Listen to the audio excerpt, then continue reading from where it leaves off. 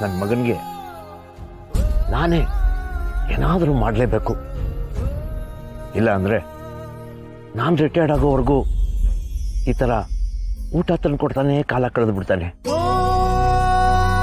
ಹೌದು, ನನ್ನ ಮಗ ಸೆಟ್ಲ್ ಆಗಬೇಕು ಅಂದರೆ ನಾನು ಸಾಯ್ಬೇಕು. ಆಗ ಸರ್ಕಾರ ಅವನಿಗೆ ಅನುಕಂಪದ ಆಧಾರದ ಮೇಲೆ ನನ್ನ ಕೆಲಸನ ಅವನು ಕೊಡ್ತಾರೆ.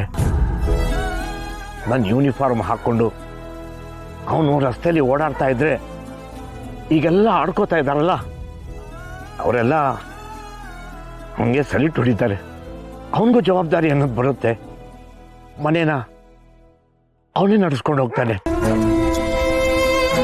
ಇನ್ನೇನು ಸ್ವಲ್ಪ ವರ್ಷದಲ್ಲೇ ನನ್ನ ರಿಟೈರ್ಮೆಂಟು ಆಗೋಗುತ್ತೆ. ಅಷ್ಟರಲ್ಲಿ ನಾನು ಹೋಗ್ಬಿಟ್ರೆ ನನ್ನ ಕೆಲಸ ಅವನಿಗೆ ಸಿಗುತ್ತೆ.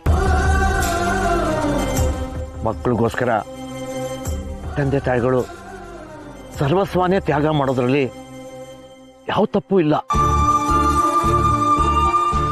ನನ್ನ ನಿರ್ಧಾರನ ಯಾರೂ ಒಪ್ಪಲ್ಲ. ನಿಜ, ನಾನು ತಪ್ಪು ಮಾಡ್ತಿದ್ದೀನಿ, ಅದು ನಿಜ. ಆದರೆ ನನಗೆ ಬೇರೆ ದಾರಿನೇ ಇಲ್ಲ.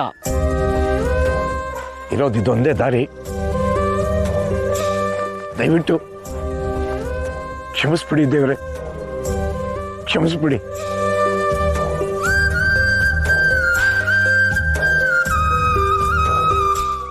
ನನ್ನ ಮಗ ಉದ್ಧಾರ ಆಗ್ಬೇಕು ಅಂದ್ರೆ ನಾ ಸಾಯಲೇಬೇಕು. ಆದ್ರೆ ಹೇಗೆ ಸಾಯೋದು? ಆತ್ಮಹತ್ಯೆ ಮಾಡ್ಕೊಂಡ್ರೆ ನನ್ನ ಕೆಲಸ ನನ್ನ ಮಗನಿಗೆ ಸಿಗಲ್ಲ. ಬೇರೆ ದಾರಿನೇ ಹುಡುಕ್ಬೇಕು.